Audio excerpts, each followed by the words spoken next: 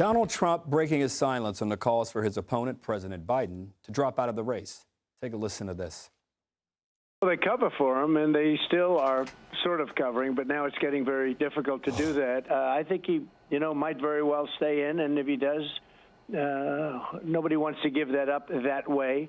He's going to feel badly about himself for a long time. It's hard to give it up that way, the way where they're trying to force him out. So, I mean, you really have to speak to his doctors. Do you, Mr. President, do you want Joe Biden to step aside? Do you care? Well, we've prepared for him, but I don't think it's going to matter. The former president will be hitting the campaign trail with a rally in Florida later tonight, and his vice president announcement is expected to come by Monday. The New York Post reports that it's come down to Doug Burgum and Senator J.D. Vance, and Trump is adding to the growing buzz. We have a great bench in the Republican Party. The names that you mentioned, absolutely, they're under consideration. And I haven't made final decision, but I have some ideas as to where we're going. And a little bit, we wanted to see what they're doing, to be honest, because, it might make a difference. I don't know. I'm not sure that it would. Judge, let me come to you first. On President Biden, it sounds as if President Trump the campaign was prepared for Biden. Is that what you think they're best prepared for? And two, who's going to be the VP choice? I really believe that Donald Trump doesn't care if it's Joe or Kamala, that he just believes that it's his agenda against the Democrat agenda. Obviously, with Joe, he's got a lot of things he can make fun of. You've got a guy who says he's transparent, but there are secret visits by a neurologist. They have scripted questions, working with social media companies on what we should see and what we shouldn't see. But I think in the end, and then, of course, you got Kamala. But I think in the end, Donald Trump, it's not that important to him. He's got his people and his message. But I think it's very interesting between the two. With Doug Burgum, you've got a guy who's kind of low key. He's good on the stump. He is someone I think would be loyal to President Trump. But, he doesn't really expand Donald Trump's reach in any way. And, he's not really a MAGA kind of guy. Whereas J.D. Vance is, I think, popular among the MAGA group. He's very smart. He went to Harvard. He's got an incredible story to talk about in terms of his background. But Ohio's no longer a battleground state. And I think in the end, it's really who he's comfortable with. I know that what he wants is someone who's going to do the job and then run for president after, so that he can continue with the legacy of Donald Trump. President Trump has said that if something happens on that side, it may influence whom he chooses for VP. Do you think you share the judge's opinion about that? I think the judge's analysis was excellent. I wouldn't add anything to it. I just heard something. Maybe it makes it more likely that he would go with Vance because his poll numbers are so high, because Vance is a little younger and riskier. But I think what the judge said is absolutely accurate on that. But Trump is not getting credit that he wants for Biden's disaster. We had Burgum come on primetime last night and say, wait a second, everyone's saying this is some big Biden meltdown. Trump put this guy on the ground. He put this guy on the canvas. It was Trump who exposed Joe Biden at the debate. It wasn't just Joe Biden walked out there and fell apart. Donald Trump hit him with a few, and he fell down and never got back up. And now he's separated him from his donors. He's separated Joe Biden from the media. He's separated Joe Biden from members of Congress. And this party is split, and there's no way Joe Biden can win this election without that kind of air cover. I just think he's wrong when he says it doesn't matter if it's Kamala or Trump. It matters a little, because if it's Kamala, she's going to talk about abortion the whole time.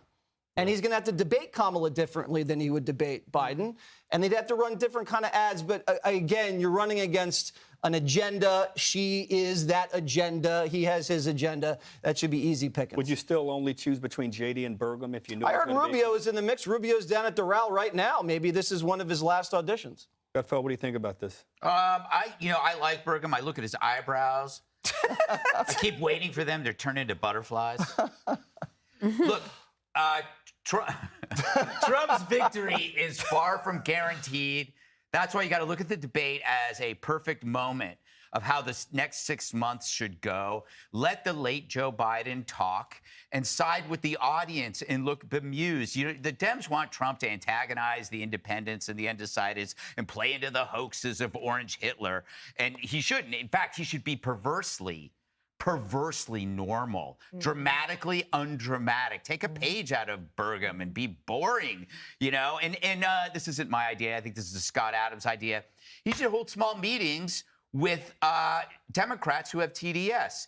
Face-to-face conversations with 4 or 5 people to discuss the hoaxes that the Dems have amplified. So you could have 4 people there, and Trump could sit there and he goes, what about the fine people on both sides? You said to drink bleach. You said there'd be a federal ban on abortion. We all have met Trump. We all know what he's like. In person, he's likable, and that would put a fork in the potato of TDS. A TDS town hall. A TDS town hall. This was an idea. Anyway, but I guarantee you the reaction afterward from the participants would be transformational, because now you'd actually be seeing people go like, well, another hoax. I was told by my media that this guy was Hitler. I was told by the media that he was insane. And the guy remembered my name, looked me in the eye, talked to me about my family, and it's just going to go poof like that.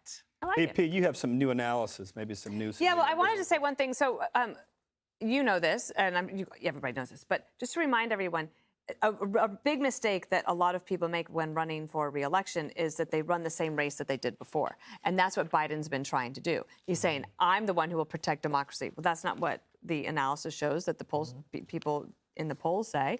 And also he said, I will be the non-chaos candidate. But what you just described, and we were talking about how President Trump has been pretty quiet over the last 2 weeks since the debate, like, who's the chaos candidate now? Yes. You have all the Democrats coming out of their meeting today saying they're not even on the same page or on the same book. We are 15 days since the debate. The Democrats have lost every single news cycle since that debate. And now it's starting to show in the numbers. The newest analysis was coming from the Cook Political Report. Basically, they look at all of the states that are the swing states, and they will look at it and say, that leans Democrat, that leans Republican. So in these 6 places, Arizona, Georgia, Minnesota, Nebraska 2, because of the Electoral College, New Hampshire, and Nevada, they have moved every one of those races from either toss-up to lean R or likely D to lean D. Interesting. So it's starting to show up in the numbers, which is why when you said, Harold, you're not convinced he will be the candidate at the end, I think that the rest of this week, as the numbers come in, will maybe tell us more. Click here to subscribe to the Fox News YouTube page to catch our hottest interviews and most compelling analysis. You won't get it anywhere else.